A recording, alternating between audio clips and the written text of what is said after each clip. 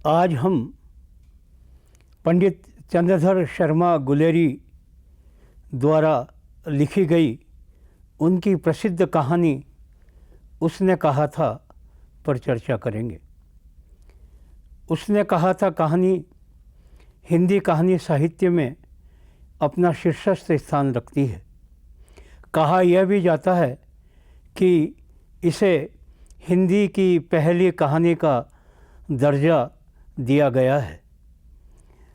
उसने कहा था कहानी कई पृष्ठभूमि द्वितीय विश्व युद्ध के ऊपर केंद्रित है।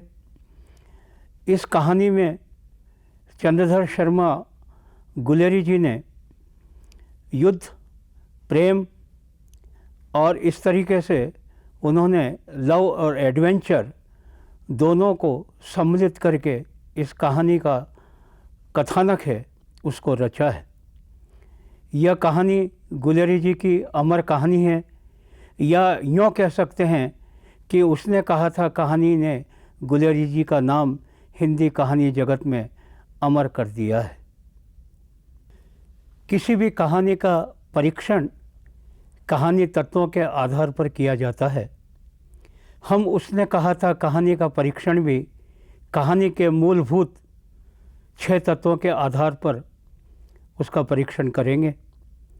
सर्वप्रथम कथानक, तत्पश्चात कथोपकथन, उसके बाद पात्र एवं चरित्र चित्रण, फिर देश काल एवं वातावरण, फिर भाषा शैली और उद्देश्य।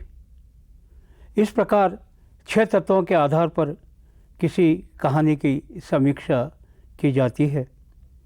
हम उसने कहा था कहानी में सर्वप्रथम हम उसके कथानक के रूप को देखेंगे।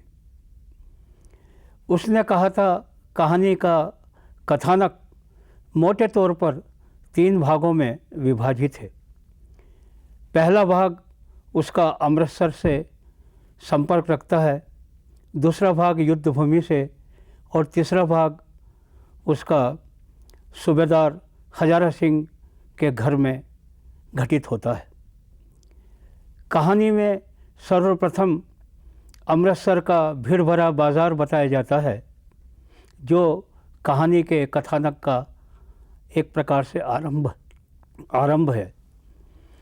अमृतसर के बाज़ार में एक लड़का एक लड़की टकराते हैं, जो कि लड़का अपने मामा के लिए उनके केश धोने के लिए दही लेने के लिए जाता है, और लड़की रसोई के लिए बेड़ई लेने के लिए जाती है।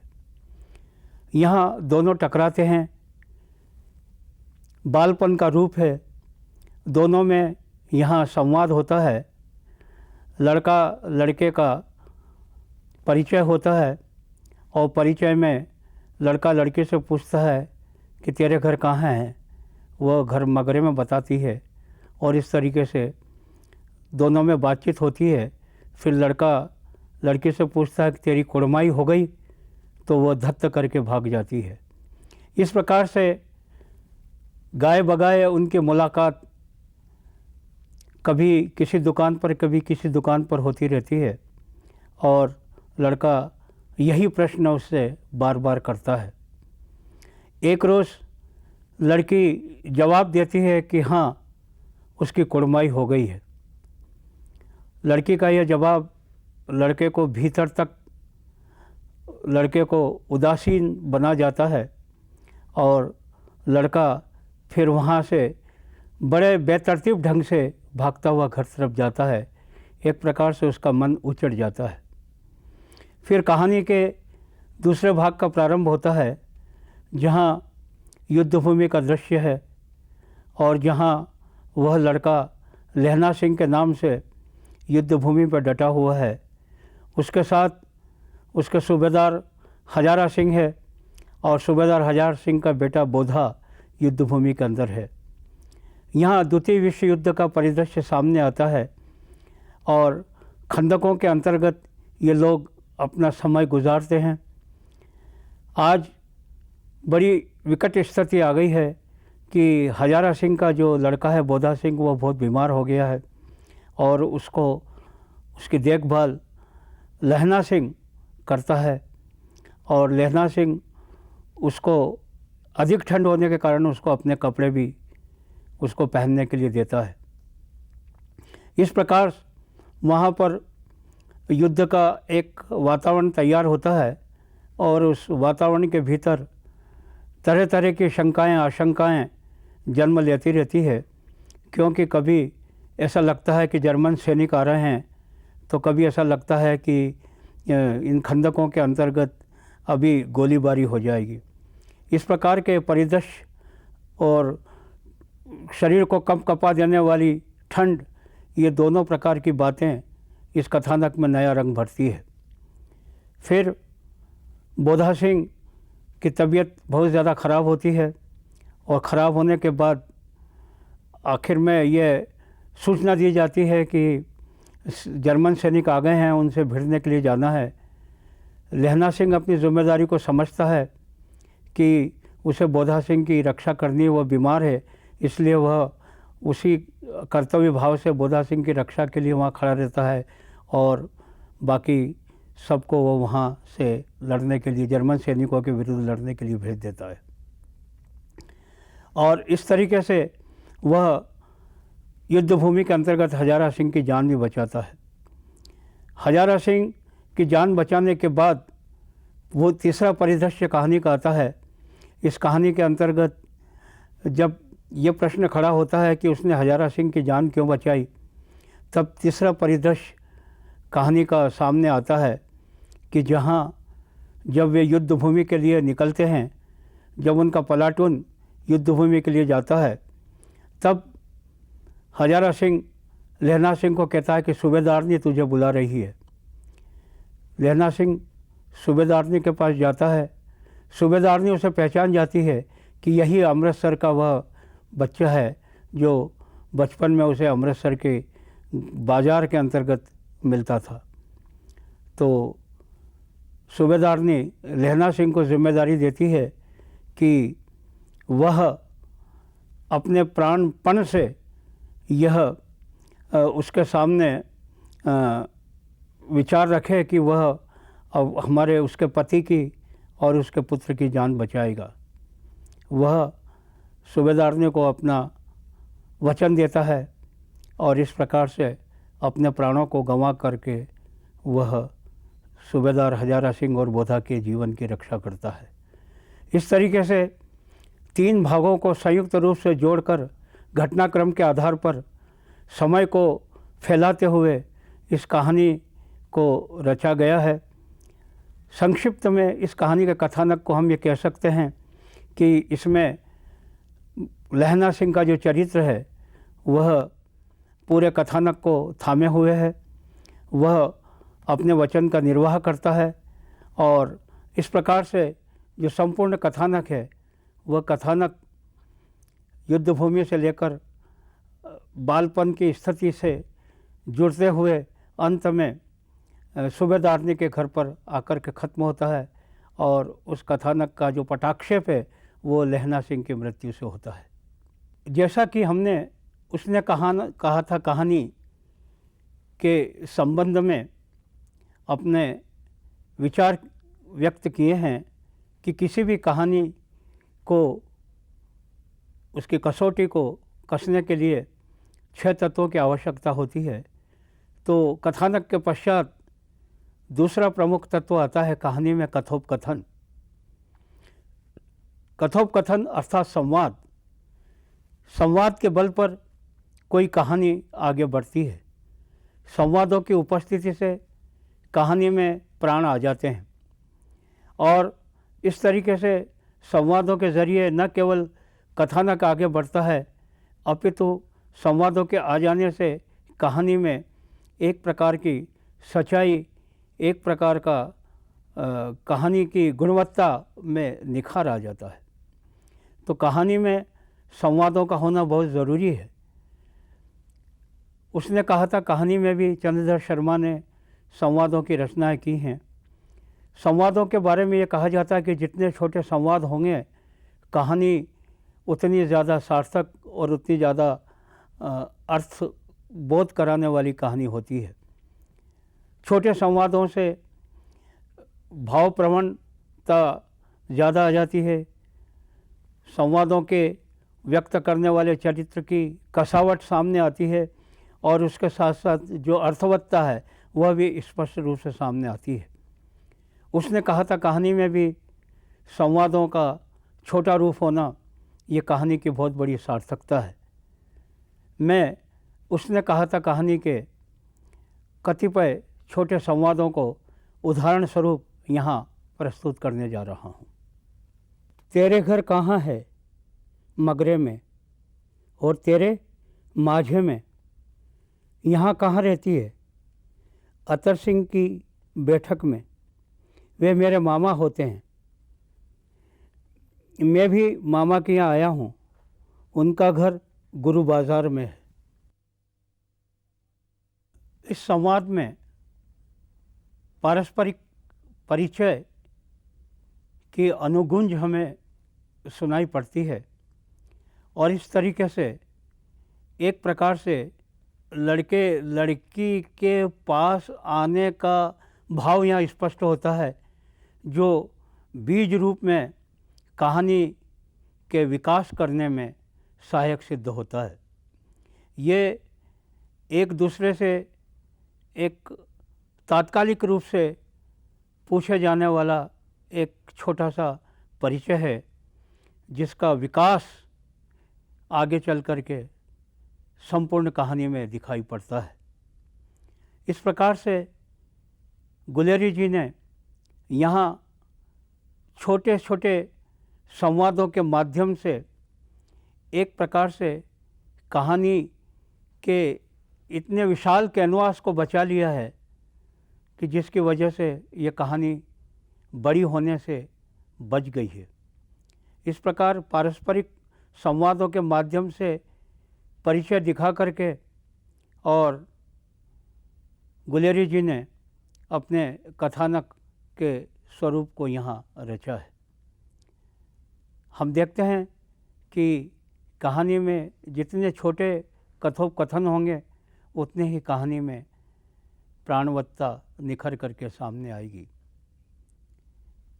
इस प्रकार छोटे छोटे संवादों के माध्यम से उसने कहा था कहानी की जो भूमि है वह तैयार की गई है और इन छोटे छोटे संवादों के माध्यम से कथानक के व्यापक कैनवास को समेटने की कोशिश रचनाकार ने की है।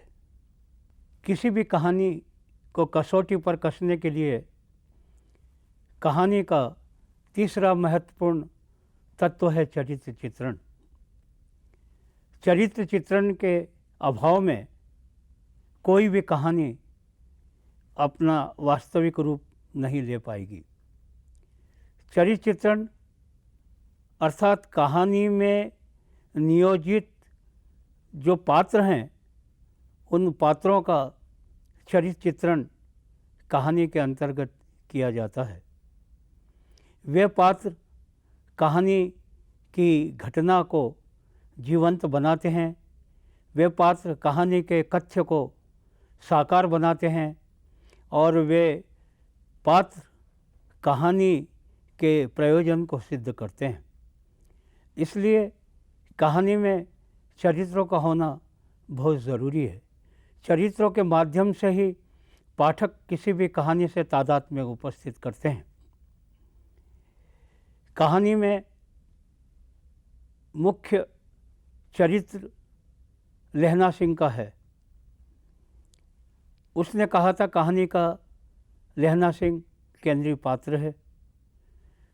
संपूर्ण कथानक लहना सिंह की धुरी पर होकर विघटित होता रहता है। लहना सिंह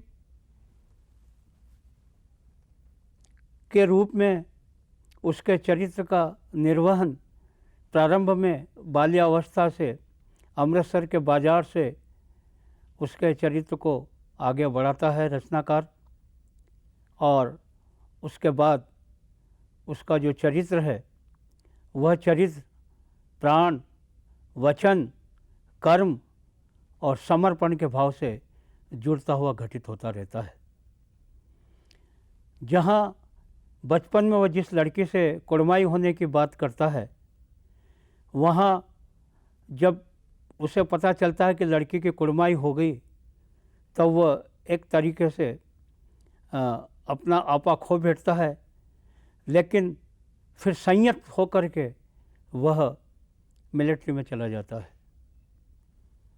और वहाँ राष्ट्र सेवा को अपना परम धर्म मानता है। वहाँ उसके बटालियन में सूबेदार हजारा सिंह होते हैं, जो कि लहना सिंह के समानांतर एक दूसरा चरित्र हैं। हजारा सिंह के बटालियन में लहना सिंह काम करता है और लहना सिंह हजारा सिंह के पुत्र बोधा सिंह की रक्षा में तैनात रहता है। यह उसके चरित्र का उत्सर्ग है कि एक तरफ राष्ट्रभूमि, मातृभूमि और युद्ध भूमि में प्राणपण से जुड़ना और दूसरी तरफ अपने साथी बोधा सिंह की रक्षा के लिए तैनात होना, और तीसरी तरफ जो उसके चरित्र का सबसे बड़ा पहलू है, वह पहलू है सूबेदारनी अर्थात सूबेदार हजारा सिंह की पत्नी को दिया हुआ वचन कि वह अपने प्राणपण से सूबेदार हजारा सिंह और उसके पुत्र की रक्षा करेगा, अर्थात उसकी गोद की भी रक्षा करेगा और उसके सुहाग की भी रक्षा करेगा।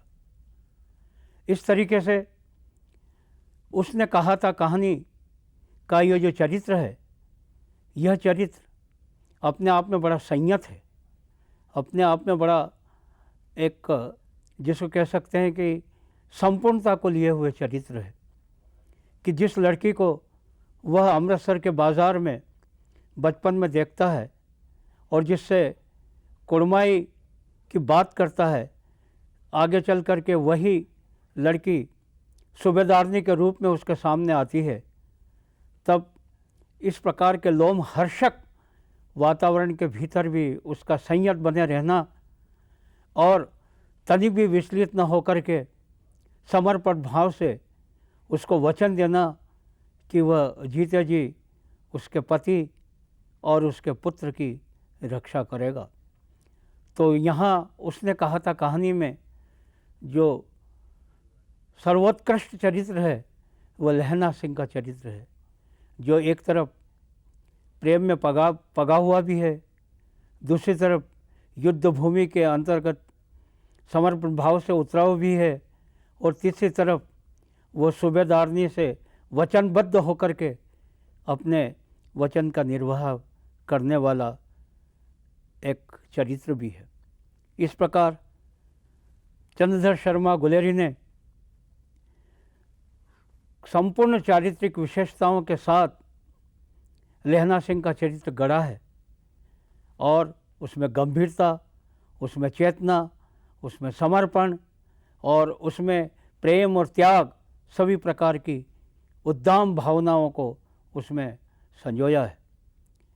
इसके अतिरिक्त इसमें और भी चरित्र हैं, जिसमें सूबेदार हजारा सिंह का चरित्र है।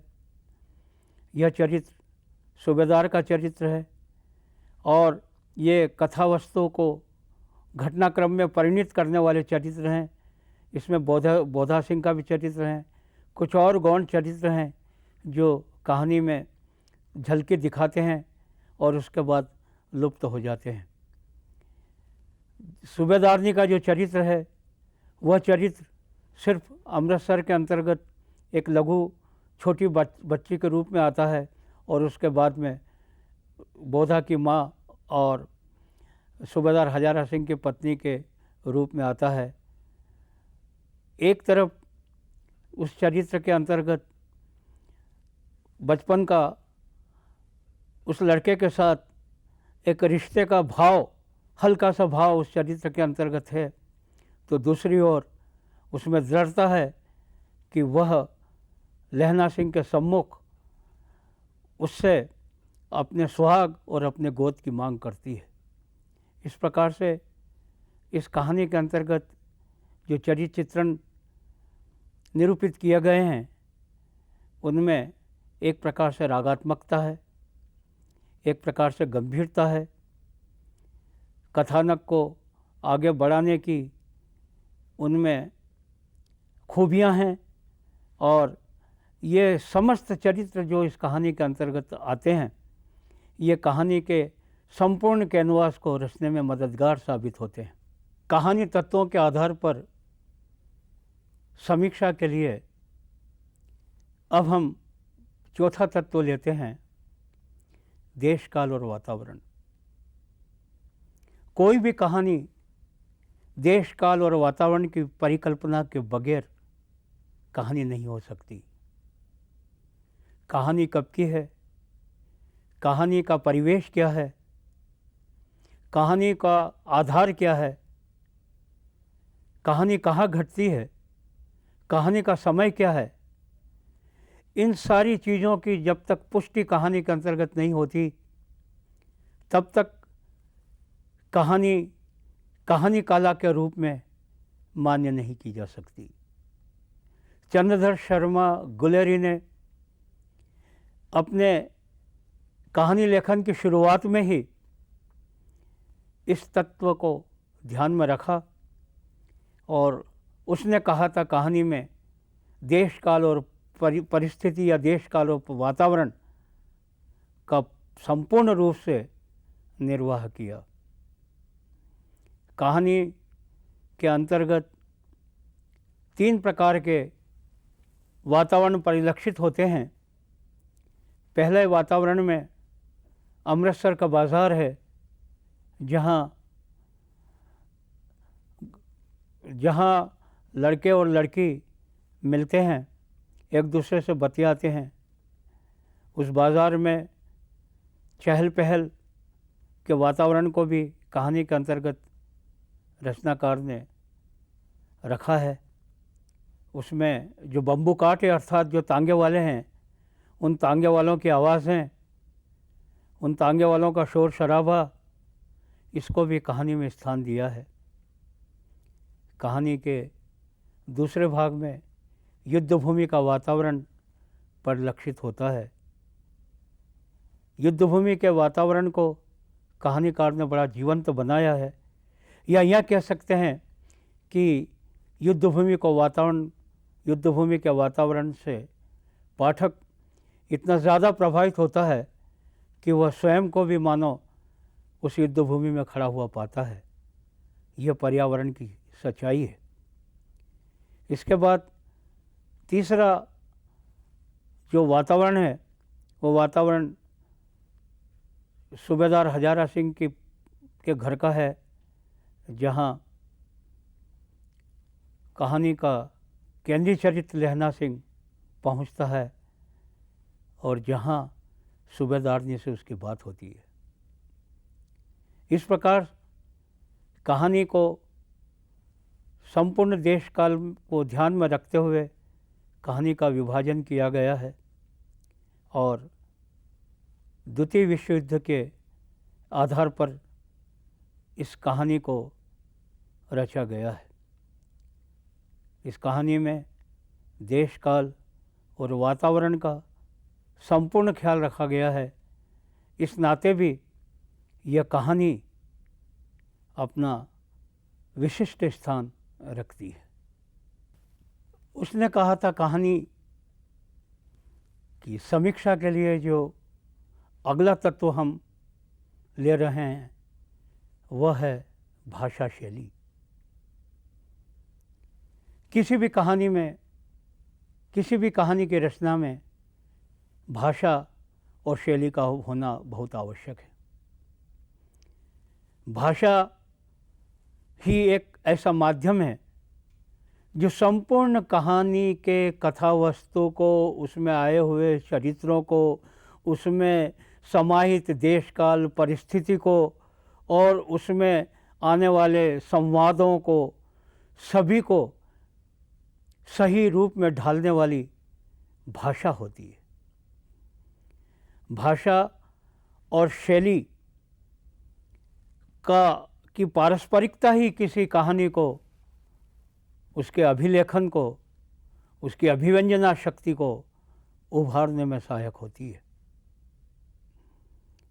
क्योंकि इस कहानी का कैनवास अमृतसर में घटित होता है, युद्ध भूमि में घटित होता है, इसलिए अमृतसर के बाज़ार में या अमृतसर की भूमि में जो बोले जाने वाले देशज शब्द हैं, जैसे तेरी कुड़माई हो गई, ऐसे शब्द हैं, धत्त कह कर के उस लड़की का भाग जाना, ऐसे शब्द हैं। ये वहाँ के तांगे वालों की जो भाषा है, उन भाषाओं को उसी प्रकार से संयोजित कर देने से वह कहानी वास्तविकता के बहुत समीप आ जाती है। इसलिए जिस क्षेत्र की कहानी है, उस क्षेत्र की भाषा का ज्ञान यदि कहानीकार के अंतर्गत नहीं होगा तो कहानी बेनामी, तो कहानी बेमानी होगी। इसी प्रकार युद्ध भूमि के अंतर्गत खंदकों में बोली जाने वाली भाषा, जो कि खास तौर पर लड़ाई के दरमियान बोली जाने वाली भाषा होती है, जिसमें सांकेतिकता होती है, जिसमें शब्दों का सिर्फ बोध ही बताया जाता है, पूरी बात नहीं की जाती। इस प्रकार की भाषा का ज्ञान भी कहानीकार के अंतर्गत होना चाहिए, क्योंकि वह उस भूमि से जुड़ रहा है। गुलेरी जी ने उस प्रकार की भाषा का पूरा ध्यान रखा है। साथ ही जब ऐसे वातावरण के अंतर्गत रात होती है और रात में जब चंद्रमा अभ्युदित होता है, तो चंद्रमा का जो स्वरूप है, वह स्वरूप किस प्रकार से वहाँ भाषित हो रहा है, इसको भी रचनाकार ने अपनी कहानी के अंतर्गत काव्यात्मक ढंग से निरूपित किया है। इसका उदाहरण हम यहाँ प्रस्तुत करते हैं। लड़ाई के समय चाँद निकल आया था, ऐसा चाँद जिसके प्रकाश में को संस्कृत कवियों का दिया हुआ क्षयी नाम सार्थक होता है, और हवा ऐसी बह रही थी जैसे कि बाण भट्ट की भाषा में दंत्यो विनोदोश्चार्य कहलाती है। इस प्रकार चंद्रधर शर्मा गुलेरी ने काव्यात्मक भाषा का संयोजन अपनी कहानी में करके कहानी के भीतर एक प्रकार से एक ऐसा प्रवाह भी बहाने की कोशिश की है जिससे पाठक जुड़ सके, पाठक उसके भाव से तादाद में स्थापित कर सके। इस प्रकार गुलेरी जी ने, उसने कहा था कहानी में अंग्रेजी के शब्द, उर्दू के शब्द, पंजाब में बोले जाने वाले पंजाबी भाषा के शब्द अर्थात वहाँ के देशज शब्द इत्यादि शब्दों का इस्तेमाल उन्होंने अपनी कहानी के अंतर्गत किया है। अंत में कोई भी कहानी एक उद्देश्य के साथ लिखी जाती है।